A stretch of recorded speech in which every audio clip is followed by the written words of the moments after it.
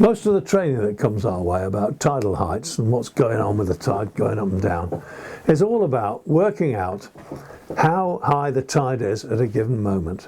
And that's all good stuff. We need to know that. And we can work it out either by steam-powered methods with a pencil and paper, which are on my 2 previous videos on this subject, which I recommend you to watch. Or if you can't find them or you haven't got time, you can just press the button on your plotter and it'll tell you. And what it's telling you is height of tide, how high the tide is above chart datum, above what it says on the chart. Now, when I was a nipper, sailing around with my little boat, I don't know what it drew, 1.2 metres perhaps, and I was sailing around in the Solent where there's quite a lot of shoal water. I knew that I could sail anywhere that the chart said it was deep enough for me. I mean, the fact is it would be much deeper than that most of the time because of the tide, but I couldn't work that out. Nobody had told me how to do it and I was too lazy to find out. So for a year or so, I just sailed around using the chart as the final arbiter. If I could get in on the chart, I was all right. Look at this place here. This is a favourite spot of mine. You can see there's a nice deep channel in, and you can follow that channel in. And if you keep straight on going, you'll get down to that first anchor, and at that point there's plenty of water for me. 1.6 metres, so that's, well, there's a couple of feet underneath me, that would do. If I want to turn to the eastward, turn to port, I'm going to run into shoal water pretty quickly that I can't sail in. So, I never went up there. I never found out how nice it was. Crazy, isn't it? But I didn't know any better.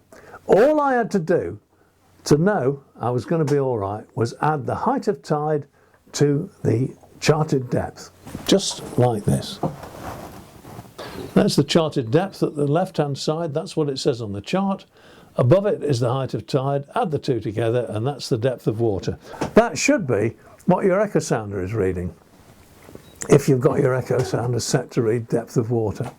If you've got it set to read depth under your keel or something like that, goodness knows what it'll read. So I suggest that you set it for depth of water, and if you're really worried about going aground, well, if your boat draws 1.5 metres, you'll be aground when the echo sounder reads 1.5 metres. It's simple as that, isn't it? But you know where you stand. Right. Now, let's look at it the other way up. Suppose you're sailing along and you want to know what the charted depth at this particular place is. Not what it says on the echo sounder, the actual charted depth. Why would you want to know that? Well, here's one reason. We all rely on GPS. It's a single source of information and we take it as gospel. Traditionally, navigators have never done that. They've always wanted corroboration from somewhere else, just to make sure. You can't be too safe, can you? So if your GPS says you're here on the chart, well, why not have a look at the depth and see if it marries up? And if it's way out, then there's a problem somewhere. It's probably in the GPS plot. It might be the echo sounder, but whichever it is, you've got to inspect it and find out what's going on. So if you have a fix, just look at the echo sounder, and then you have to reduce to soundings. Well, you know what the height of tide is, don't you? Because you can get that from your tidal height curve that you've made up in your almanac or from your plotter. Subtract the height of tide from the depth of water and you've got your depth. So you've got another source of information that's accurate and good. Another time you might want that is if you're out in fog and for some reason you lose your GPS and you feel you want to find your way to harbour by following a depth contour. No good following something that's got a big height of tide on top of it. If you're looking for a 5 metre contour and you've got 7 metres of tide up, you'll be all over the place. But if you subtract that 7 metres from the chart, from the echo sounder, you've got the charted depth, and that's the depth you want to be running along in. So those are 2 reasons why you might want to reduce to soundings. There are many more, but let's look at another situation now. Suppose you've got a bar to cross, entering a river. I used to live with this all the time. I had a boat that drew 8 feet and the bar across the river entrance was 0.8 metres.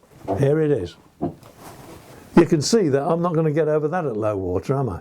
I am going to need to work out how much water there is. And I'm going to make it even worse in my example, even more difficult, because I'm going to put a drying height on the bar. Now, there's plenty of bars that have a drying height, and a good big rise of tide will get you over them. But if you look at them at low water, they're frightening. So let's put a diagram up of that and have a look. There it is. You can see in the middle at the bottom, there's a great big drying hump. And if you look to the right, that's the drying height. That will appear on the chart as a sounding with a line underneath it to indicate that it's a drying height. And the drying height is given above chart datum.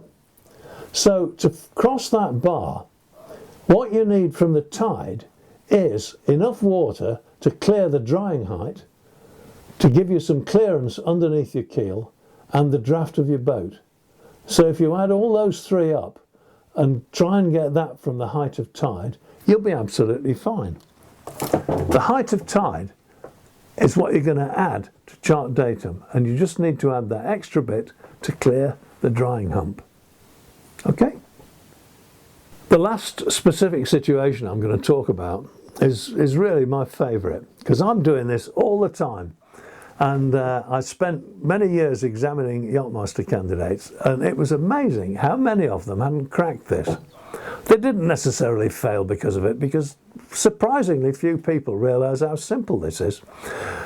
Suppose you're coming in to anchor in a nice big wide bay with a flattish bottom that's shelving gently up to the sand and the wind's blowing offshore. Lovely job.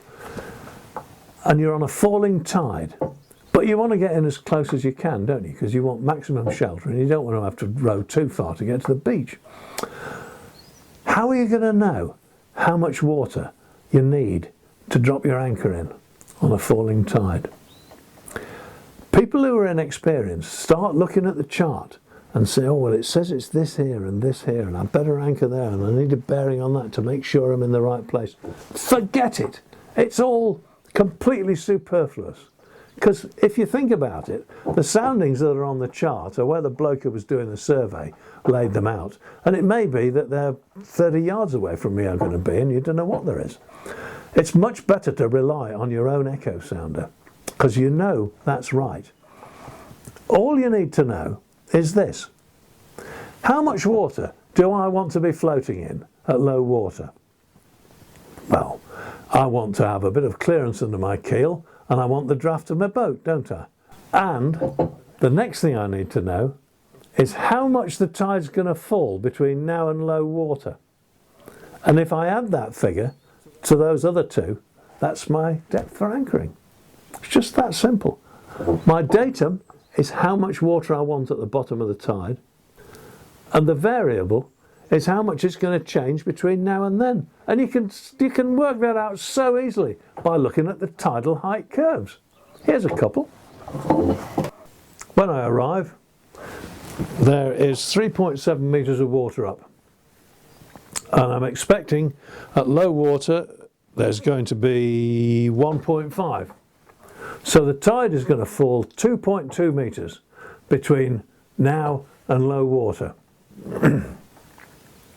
Okay, my boat draws 2 metres and I want 1 metre under me at low water, so that's 3 metres. I've got a drop of 2.2 metres, so if I add that lot up, it's 5.2 metres, and that is what I look for on my echo sounder when I'm coming in to drop the pick. That's all there is to it, and I'll be fine. I'll have a metre under me at low water and be smiling all the way, not like the bloke on the right hand side of this drawing who's got it wrong. You can also, of course, extrapolate the other way and work out how deep the water's going to be at high water, by the same method really, and then you'll know how much cable you have to lay. That, of course, is up to you and is another story, but we'll leave it at that. The great thing about all this is to think creatively about what you've got. Working out tidal height is easy now. If you want to do it with pencil and paper, we've got the Admiralty tide tables and we've got the Nautical Almanac. If you can't be bothered or you can't find it, just hit the button and it's there for you on the plotter. The important thing is to make intelligent use of it as much as you can, and you'll be able to go to places you'd never imagined. I've been able to sail over drying patches at the top of harbours where people imagine you can't possibly go, and I've sailed over them with a smile on my face and 2 metres under my keel. Look at it at low water, scares the pants off you. So there it is, you see. It's all about education, relaxing, and be confident about what you understand.